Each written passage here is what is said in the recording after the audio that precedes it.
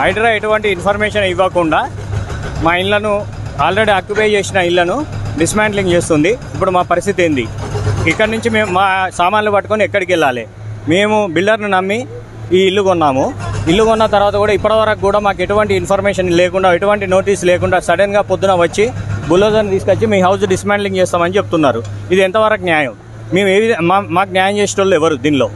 ఇప్పటివరకు కూడా ఎటువంటి ఆఫీసర్ కానీ ఎవరు పోయి అడిగినా కూడా ఎటువంటి రెస్పాన్స్ రావట్లేదు. మాకు బిల్డర్ మాకు అన్ని లీగల్గా డాక్యుమెంట్స్ ఉన్నాయి, అన్ని క్లియర్గా ఉన్నాయని చెప్పేసి మాకు ఇల్లు అమ్మారు. రిజిస్ట్రేషన్ ఎట్లా చేశారు? బ్యాంక్ లోన్ ఎట్లా వచ్చింది? రిజిస్ట్రేషన్ చేసినప్పుడు ఈ ఇల్లు అనేది FTL పరిధిలో ఉందా లేకుండా బఫర్ జోన్లో ఉన్నదనేది తెలియదా? మరి రిజిస్ట్రేషన్ చేసే ఆఫీసర్ అప్పుడు ఏం చేసిండు? ఇది ఎంతవరకు కరెక్ట్ అనిపిస్తుంది?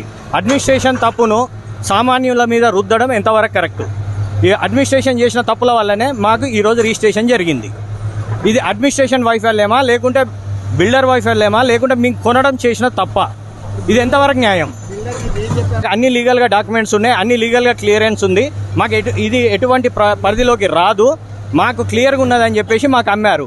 అమ్మిన తర్వాత మేము ఇది పైసలు పెట్టి కొనలేదు, బ్యాంక్ లోన్ వచ్చింది. బ్యాంకు వాళ్ళు అన్ని క్లియర్ ఉంటేనే లోన్ ఇస్తారు. మరి బ్యాంకు వాళ్ళు లోన్ ఏ విధంగా మాకు ప్రొవైడ్ చేసారు? బ్యాంకు వాళ్ళకు లీగల్ ఒపీనియన్ లేని బ్యాంకు వాళ్ళు లోన్ ప్రొవైడ్ చేయరు.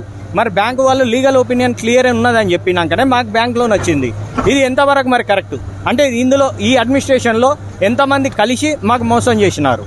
ఇది మాకు అంటే ఈ సిచ్యువేషన్ మాకు న్యాయం చేసేటోళ్ళు ఎవరు?